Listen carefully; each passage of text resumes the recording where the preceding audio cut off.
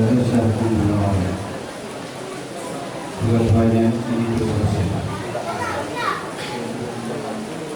Tentu saja kalau dari sisi kewajiban dan larangan, dari sisi kewajiban dan larangan, bisa saja dosa meninggalkan sholat lebih besar, karena sholat itu adalah rukun Islam yang pertama setelah syahadat. Maka meninggalkan sholat fardu, ya kira-kira gambarannya kita punya rumah, tiang besarnya nggak ada satu. Kalau satu sholat, kalau lima-limanya, berarti rumah kita itu tidak ada tiangnya semuanya. Gimana kita bilang rumah ada tiang? Bisa tegak? Tidak bisa tegak. Dan karena itulah disebutkan bahwa man taraka sholat faqad kafar. Siapa yang meninggalkan sholat berarti kufur. Tapi membunuh orang juga memang ini dosa besar. Dosa besar membunuh orang itu. Diancam masuk neraka, kekal di dalamnya. Tapi ada pertimbangan lain dosa itu besar dan tidaknya. Ada pertimbangan kondisi, niat dan seterusnya. Untuk itu masing-masing kita serahkan kepada Allah Subhanahu wa Ta'ala. Yang jelas dua-duanya dosa besar. Ancamannya sama, dua-duanya neraka di akhirat. Di dunia sebenarnya kalau hukum ditegakkan, ancamannya sama, mati juga. Sama. Orang yang membunuh, hukuman di dunia apa hukumannya? Ibu, sama sebenarnya. Orang yang tidak mau sholat, hukumannya bunuh juga. Sama. Ada orang yang tidak sholat, diminta taubat, kasih waktu, nggak mau juga, maka majelis hakim boleh memutuskan dipenggal lehernya. Sama sebenarnya. Oh begitu kan? Iya, dan juga yang sholat, zakat saja juga begitu. Zakat juga begitu.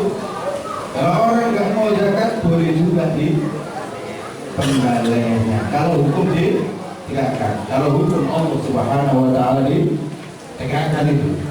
Karena itulah kita kenal ada perang memerangi orang yang tidak mau bayar zakat di zaman Abu Bakar. Begitu. Tapi lagi-lagi soal berapa besarnya dan terusnya serahkan saja kepada Allah Subhanahu wa Ta'ala. Dan tugas kita mengajak, mari kita ajak. Yang membunuh, ajak untuk segera bertobat kepada Allah Subhanahu wa Ta'ala.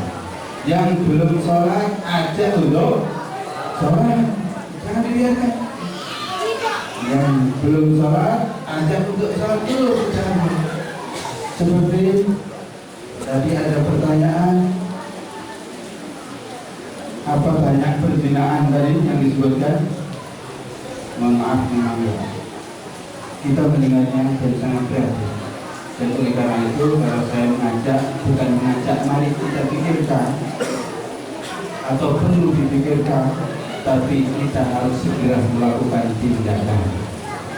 Tadi sudah sepakat dengan itu mengungkapkan hadisnya. Kalau ada orang yang melakukan kemaksiatan lalu kita biarkan, itu sama dengan kita berada di kapal, orang melubangin kapal, kita biarkan. Siapa yang bilang? Siapa yang bilang? Bukan hanya yang melubangin kapal, tapi semuanya. Bukan hanya yang berzina yang dilaknat oleh Allah Subhanahu wa Ta'ala, tapi bisa semuanya. Oleh karena itu bukan lagi kita pikirkan dan jangan lagi untuk nengok ini ustaz mana, kok ustaz nggak ada yang bergerak. Siapapun kita yang melihat ada di kanan kirinya melakukan perzinahan, segera datangin Pak, berhenti. Kalau tidak mau berhenti, kok Bapak tidak kuat, jadi banyak nih kawan-kawan kita, saudara-saudara kita, adik kita, polisi tolong dipanggil, diajak, ditunjukkan Pak ini ada yang berzina di sini. Gimana, siap melakukan? Ya, saya kira siap semua untuk memberantas kemungkaran ini. Jadi jangan sampai ada yang diam. Termasuk kalau ada yang juri, kalau ada yang minum minuman keras, tidak mampu kira-kira untuk mencegah, silakan untuk dilaporkan kepada Pak Ibu. Ya, silakan. Dan saya kira di tempat kita banyak yang lain.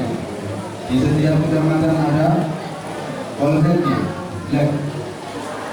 Dan kita juga masjid, pengurus masjid ada sama masjid. Maka bukan lagi perlu dipikirkan, segera untuk dilakukan tindakan. Bila perlu nanti malam juga, nanti malam juga. Jadi tidak ada dipikirkan, segera dilakukan.